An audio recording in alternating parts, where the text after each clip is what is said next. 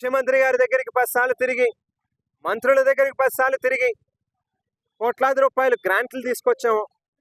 ఓ మంచినీటి ప్రాజెక్టు 215 కోట్ల రూపాయలతో కావచ్చు, 100 కోట్ల రూపాయలు వెచ్చించి ఏదైతే రివర్స్ పంపింగ్ స్కీమ్కి సంబంధించినటువంటి అంశం కావచ్చు, లేకపోతే ఈవేళ సీతానగరం మండలానికి ఏదైతే ప్రధాన రహదారిని నిర్మిస్తా ఉన్నామో దానికి కూడా దాదాపుగా 80% 90% పనులను పూర్తి చేస్తే మిగిలినటువంటి 10% 15% పనులని కూడా నత్తనడకన చేయడం కావచ్చు. 20,000 మందికి ఇళ్ల పట్టాలు ఇస్తే అతి గతి లేకుండా వారి ఇల్లు కట్టుకోనివ్వకుండా అడ్డుపడతా ఉన్నటువంటి పరిస్థితులు కావచ్చు. చెప్పుకుంటూ వెళ్తే ఒకటి కాదు, రెండు కాదు, పూర్తిగా తెచ్చినటువంటి గ్రాంట్లను అన్నింటినీ కూడా నీరుగార్చేటటువంటి కార్యక్రమం చేస్తూ ఉన్నారు. ఎక్కడ ఆ పనులు పూర్తయితే శాశ్వతంగా ఈ నియోజకవర్గంలో జక్కంపూడి కుటుంబానికి పేరు వస్తుంది అనేటువంటి ఒక దుర్బుద్ధితో ఆ పనులని ముందుకు సాగనివ్వకుండా మోకాళ్ళు అడ్డిస్తూ ఉన్నారు.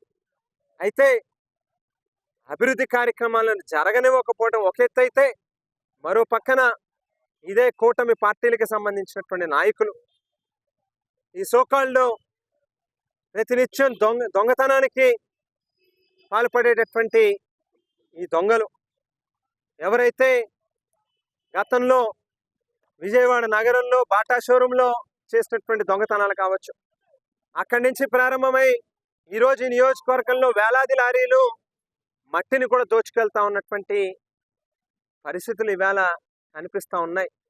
ఒకరు కాదు, ఇద్దరు కాదు, నలుగురు కలిసి ఈవేళ ఈ నియోజకవర్గంలో దోపిడీకి పాల్పడుతూ ఉన్నారనేటువంటి మాటను చెప్పాల్సి వస్తూ ఉంది. ఓ పక్కన ఉన్నటువంటి ప్రజల కర్మ కొద్దీ ఎన్నుకోబడినటువంటి శాసనసభ్యుడైతే, మరో పక్కన ఆయన సతీమణి కూడా పొంగు జాచి ఎక్కడ పడితే అక్కడ డబ్బులు వసూలు చేసేటటువంటి పరిస్థితి కనిపిస్తూ ఉంది.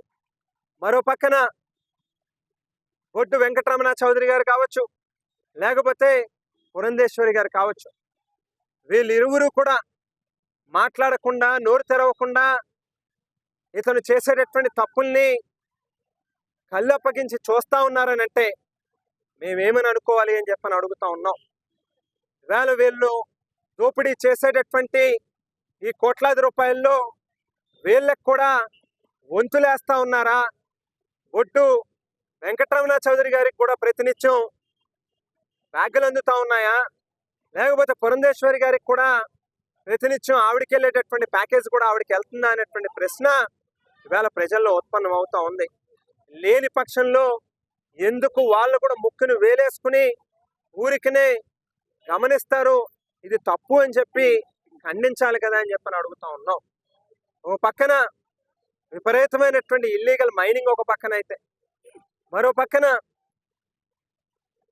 పోస్టింగ్లు వేయాలంటే లంచాలు, ఒక విఆర్ఓ దగ్గర నుంచి మొదలుపెట్టి ఎంఆర్ఓ వరకు కావచ్చు, ఒక కానిస్టేబుల్ దగ్గర నుంచి మొదలుపెట్టి ఓ సర్కిల్ ఇన్స్పెక్టర్ దగ్గర వరకు కావచ్చు. మరో పక్కన కోడి పందాలు, క్రికెట్ బెట్టింగులు, రేవ్ పార్టీలు, డ్రగ్స్ మాఫియా, మరో పక్కన ఏదైతే లేడు బ్యాచ్లు కావచ్చు, లేకపోతే సారా కొట్లు కావచ్చు, బెల్ట్ షాపులు కావచ్చు, చెప్పుకుంటూ వెళ్తే ఒకటి కాదు, రెండు కాదు, ఎన్నో ఎప్పుడు విననటువంటి అనేక కొత్త కొత్త అంశాలు మనం చూస్తూ ఉన్నాం. ఇవాళ వీటన్నిటికీ కూడా కేవలం 2 ఏళ్ళ సమయం ఇవ్వాలి. మొదటి 2 ఏళ్ల పాటు